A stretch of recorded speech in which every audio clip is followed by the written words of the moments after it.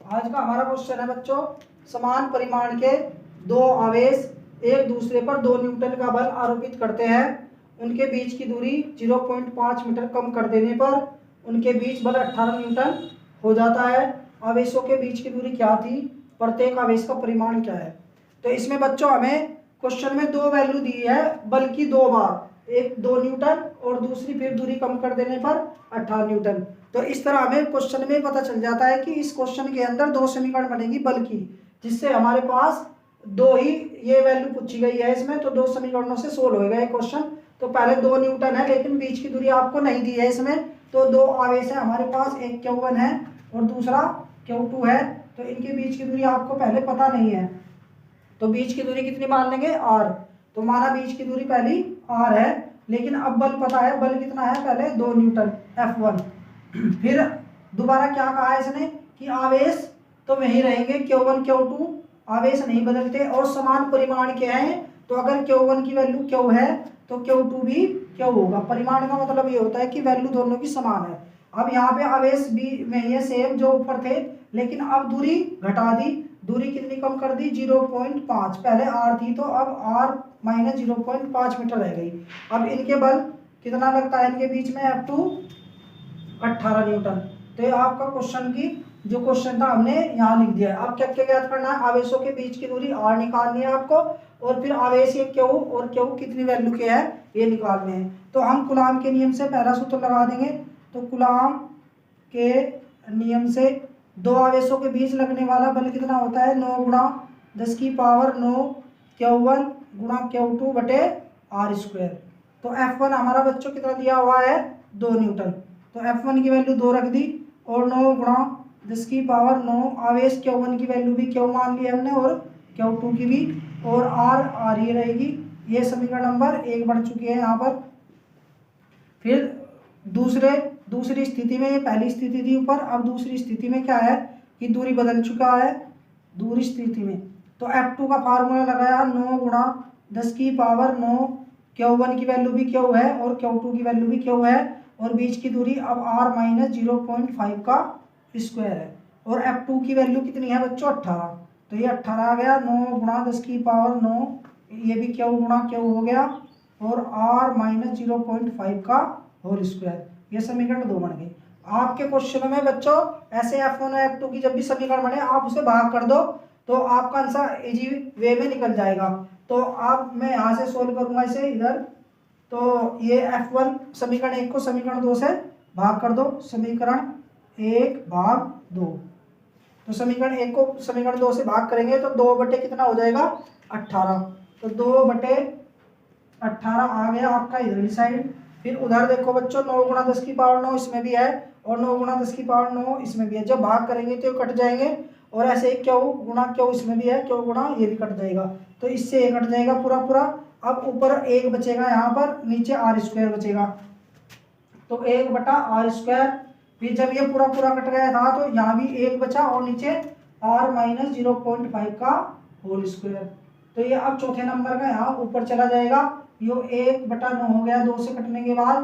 तो 1 बटा 9 बराबर आ जाएगा हमारा R माइनस 0.5 का होल स्क्वायर बटे R²। जब भी बच्चों इस तरह दो स्क्वायर अलग अलग हो ऊपर नीचे तो आप पूरे का होल स्क्वायर कर देना। तो 1 बटा 9 बराबर R माइनस 0.5 बटे R पूरे का ही स्क्वायर कर देंगे अब इसका। तो ये पूरे का स्क्वायर हो गया। अब इसको स्क्वायर दूसरी तरफ क्या हो जाता है, अंडर रूट। तो 1 बटा 9 हो गया, तो R माइनस 0.5 बटे R, 1 बटा 3 हो जाएगा अंडर रूट इसका, R माइनस 0.5 R। अब 3 की मल्टीप्लाई उधर करेंगे R की इधर, तो R की 1 में करेंगे R और 3 की इन दोनों में करनी है 3R माइनस 3 पंजे 15, एक अंक के बाद पॉइंट है। तो अब ये 1.5 तो माइनस का है, इसे 3R को आप R की तरफ कर लो, R माइनस 3R हो जाएगा ये, माइनस के 1.5। तो माइनस के 2R बचा इधर, तो माइनस के 1.5 माइनस से माइनस कट गया। तो R बराबर आ चुका है हमारा बच्चों, R बराबर आ चुका है 1.5 बटे 2।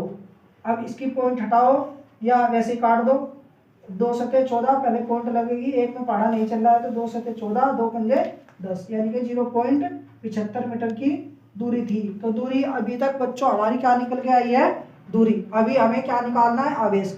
तो R की वैल्यू हम समीकरण 1 में रख देंगे। तो अब मैं इधर से इसे सोल्व कर रहा हूँ, यहाँ से मिटा रहा हूँ, तो आर की वैल्यू हम समीकरण 1 में रख देंगे।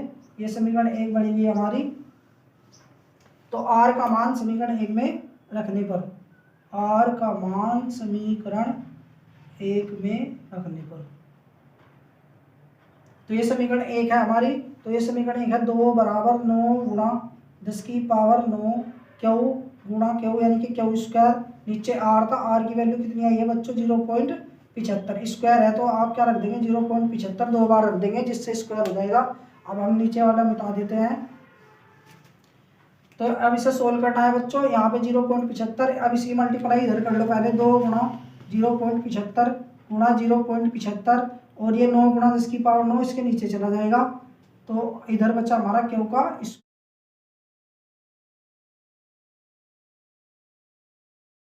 तो अब ये क्यू स्क्वायर निकालना है आपको, पहले आप इस वैल्यू को इधर कर लिए दोबारा 0.75 और 0.75 और नीचे आ गया 9 गुणा 10 की पावर 9, तो इधर हमारा क्या बचा बराबर में क्यू स्क्वायर।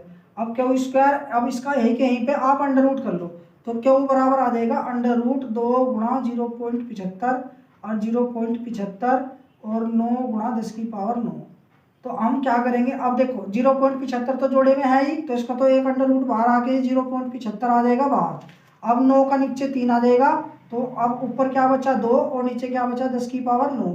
तो हम ऐसा करते हैं, अगर बच्चों विषम घात होती है तो उसे सम करते हैं, तो 9 को हम 10 से गुणा करके 10 की पावर 10 कर देंगे, 10 से गुणा करी तो हम 10 से ऊपर भी गुणा करेंगे, तो ये कट गया 0.25 बार, तो 0.25 आ गया यहाँ पर, और ये 20 हो गया। 20 को आप ऐसे लिख सकते हैं 4 गुणा 5, और नीचे 10 की पावर 10 बन चुकी है, तो जब अंडर रूट लेंगे तो 10 की पावर 5 बार आएगी। जब भी घात मान लिया अगर 20 होती है तो उसका अंडर रूट हमेशा 10 की पावर 10 यानी कि आधी घात आता है बाहर बच्चों। तो यहाँ 10 की पावर 10 बढ़ नहीं थी तो 10 की पावर 5 आ गई। ये पावर आप ऊपर ले जाओ और इसे सोल्व कर लो, तो 0.25 और ये आपका 10 की पावर -5 हो गया ये वाला ऊपर जाके, और 4 का अंडर रूट कितना होता है बच्चों 2√5, ये अंदर ही रहा। अब 0.25 की 2 में गुणा कर लो तो 0.50 आ जाएगा, और 10 की पावर -5 जो कि 2, और √5 की वैल्यू कितनी होती है बच्चों 2.23। अब हम इसकी मल्टीप्लाई करेंगे तो 1 0 की तो 1 0 लगा देते हैं, और 5 दिया 15, 5 दूनी 10 और 1 11, 5 दूनी 10 और 1 11, और कितने अंकों के बाद पॉइंट है 1 2 फिर 3 4, 1 2 3 4 यानी कि आपकी पॉइंट यहाँ आ जाएगी, और 10 की पावर -5। एक तो बच्चों आपका आंसर यही है। अगर आपको किताब के हिसाब से मैच करना है तो उसमें आपको पॉइंट यहाँ पर दिए हुए हैं 11 पॉइंट। तो अगर बच्चों हम पॉइंट को इधर उधर ले जाते हैं तो उसके लिए हमने एक क्वेश्चन में पहले भी ट्रिक बताई थी, और आज फिर हम बताते हैं आपको पॉइंट के इधर उधर ले जाने में किस तरह की ट्रिक लगाते हैं। तो अगर आपकी पॉइंट बच्चों मान लें यहाँ पर है किसी टाइम, और अगर आपको ये पॉइंट यहाँ से इधरली साइड सरकानी है 1 अंक 2 अंक या 3 अंक, तो इधर की ट्रिक होती है बच्चों राघव। तो राघव में क्या करते हैं, राइट में अगर पॉइंट जाती है, इधर हाथ हमारा राइट होता है, तो राइट में जो पावर होती है वे घटती है। मान लिया देखो जैसे हमने 1 अंक सरकाया तो -1 कर देना है पावर में से आपको, और अगर 2 अंक सरकाई आपने तो -2 कर देना है। और अगर लेफ्ट में आए, लेफ्ट की ट्रिक होती है बच्चों लाजो, अगर लाजो इसमें इधर 1 अंक सरकाओगे तो +1 कर देना है पावर में आपको, अगर 2 अंक सरकाओगे तो +2। अभी हमारी जो रिक्वायरमेंट है इसमें क्या है, इधरली साइड ले जानी है 1 अंक के बाद उत्तर मिलाने के लिए, वरना उत्तर तो आपके बच्चों ये भी आ चुका है। तो पॉइंट 1 ले गए उधर, तो आप राइट में ले गए, राइट में 1 घटाना है तो -1 आ जाएगा। तो अब हम इसे लिखेंगे 11.15 और गुणा 10 की पावर -5 थी, तो पॉइंट को जब उधर ले गए तो राइट में घटती है -1 कर देना, क्योंकि हमने एक ही अंक सरकाई है। तो 11.15 गुणा 10 की पावर -6 गुलाम। अब इसे 10 की पावर -6 को आप क्या कहते हैं, माइक्रो गुलाम। तो ये आपका आंसर माइक्रो गुलाम में आ गया। तो क्यू की वैल्यू 11.15 माइक्रो गुलाम, या बुक में थोड़ा ये भी दे रखा 11.18 माइक्रो गुलाम। इससे हमें क्या ये आंसर कब आता है पूरा पूरा, जब हम √5 की वैल्यू पूरी पूरी रखेंगे 2.23 जो इससे आगे भी अक्सर होते हैं। तो जब आपका पूरा आंसर आता है तो लगभग ये पूरा आंसर आ चुका है आपका। तो आपको 2 चीज़ ज्ञात करवा रहा था, बीच की दूरी हमारी 0.75 मीटर आ चुकी है, और आवेश का परिमाण। तो ये हमारे क्वेश्चन का आंसर था।